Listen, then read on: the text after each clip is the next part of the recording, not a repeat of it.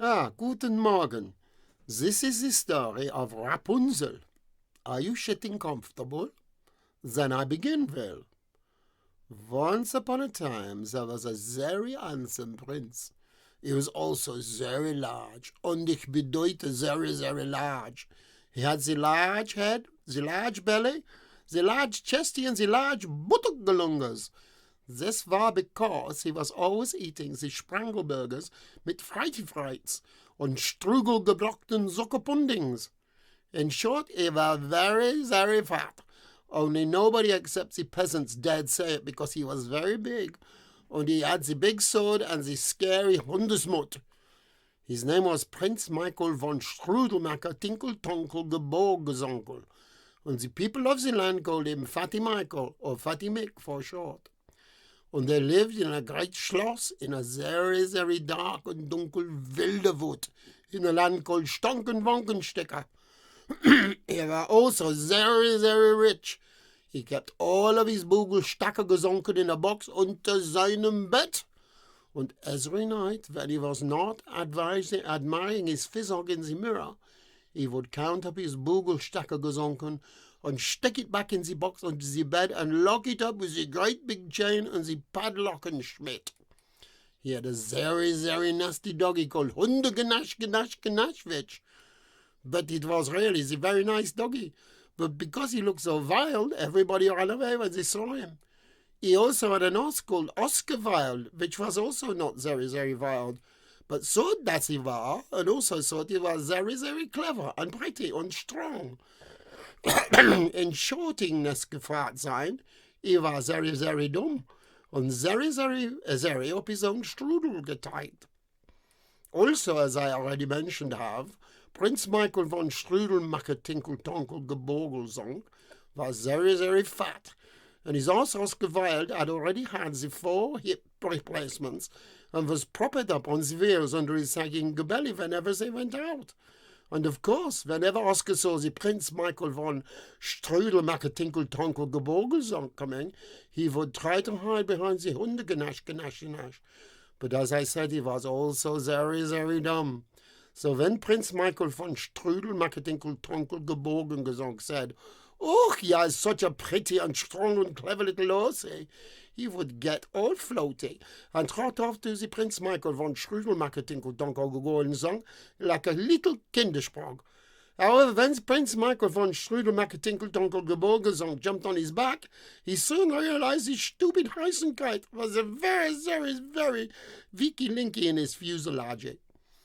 Also, as I already gesagt habe, Prince Michael von Strudelmacher Tinkeltonkel Geborgelsong had a very, very long sword.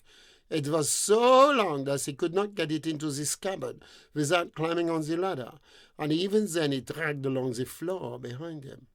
Anyway, one day he set off on Oscar the not very, very wild from the Schlosse mit die nice Hundegenasch by their side. After they had for the many miles geritten been, Prince Michael von Strudelmacher Tinkeltonkel Geborgelsong thought he heard the Mädchen calling for the Hilfe. "Hilfe mich!" He thought he heard her shout. "She is calling me," he thought. "How does she know my name?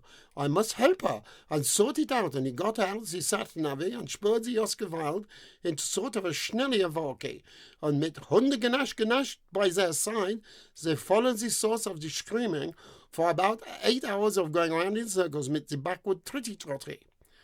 At last they came to a gross tower, which was very, very high, and at the top of the tower was a very schönes Mädchen, and she was shouting, "Hilfe mich!"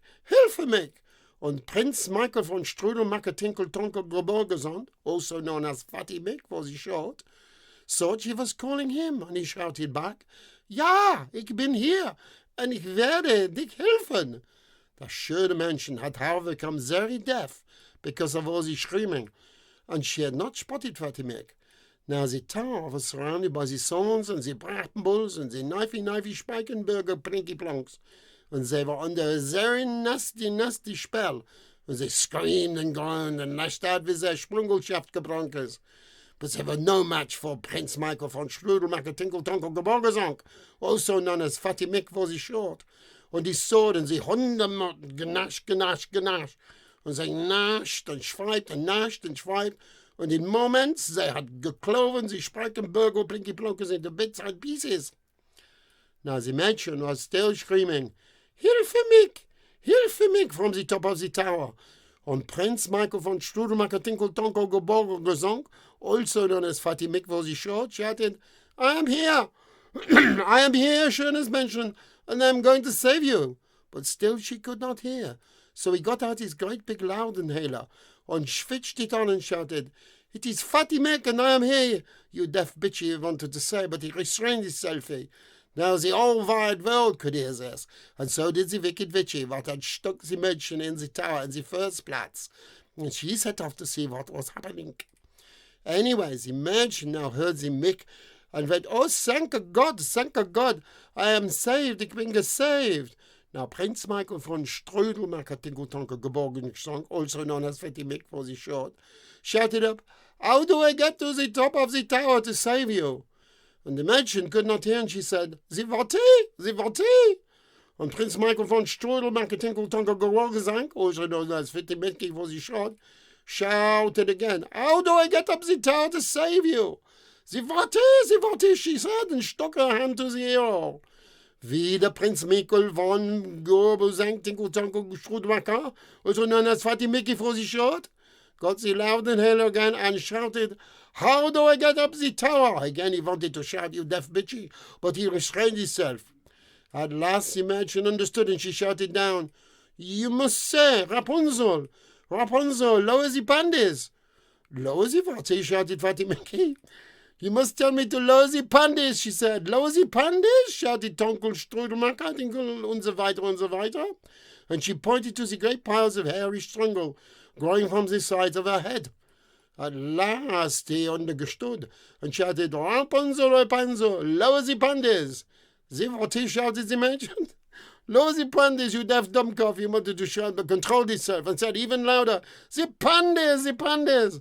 Oh, the panties, she said. And suddenly down from the tower came the panties. Now, as you know, Prince Tinkeltonkel und so weiter was a big man. Now, let's be honest, he was a great fat bingaloren, but he went at the panties like a dervish swirling, and he got to the top of the tower in no time, although he was sweating like a Schweinbaumklager, when at last he swung over the battlements. And as soon as he swung his great buttergelungen over the battlements, Rapunzel threw herself into his great big arms, and he fought his way through the hairy panties, till at last he found her lips, and they kissed, and before the long, and it was getting very hot indeed, Geburt.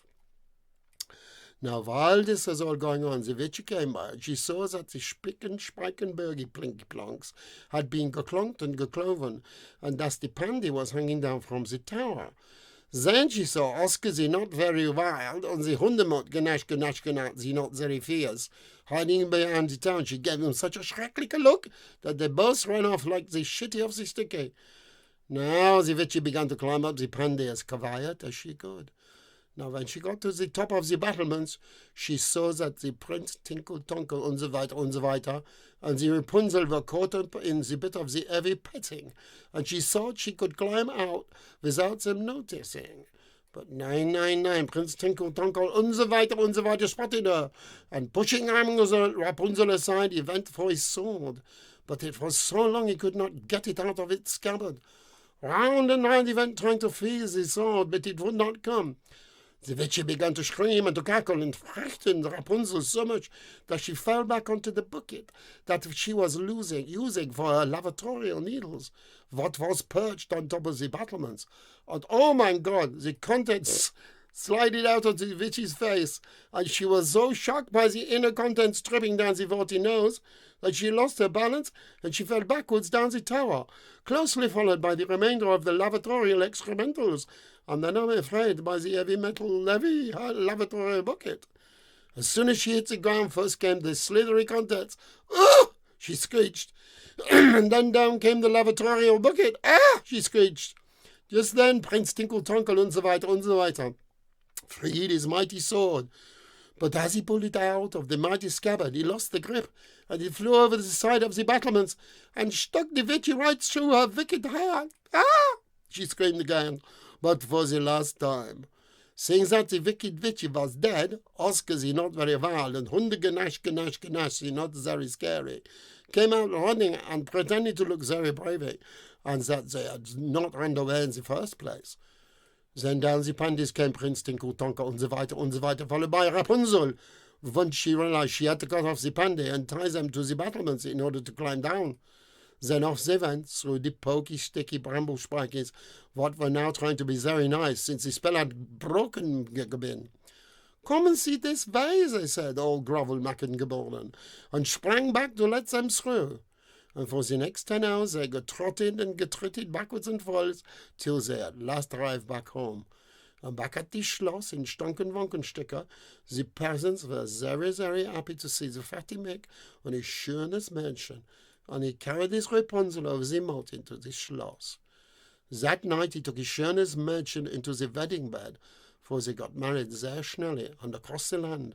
All the night long, all they could hear was, Rapunzel, Rapunzel, take down the pandies. And because he was whispering in his very sexy way, Rapunzel was still very deaf and not used to his roughy dialect, and the sexy Vista kept saying, the what is, the pandies, you deaf bitch, he wanted to say, but he did not. And if at last she cleared out the arrows, and thank God she finally untergestood. And that is the end of the story, except Rapunzel made Prince Fatty Michael spend all his Bugelstacke gesunken on the poor peasants, and so they came to love him and his schönes Mädchen, the airy Rapunzel. She also forbade him from riding the Oscar Wilde, and so he had to walk everywhere and lost the loads of fatty Grundgeschorger.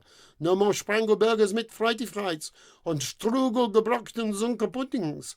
So Oscar was able to retire and did not need his four-wheel belly gesprungen anymore.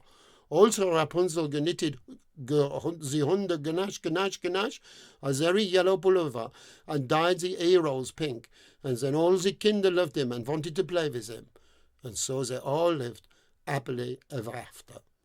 The end.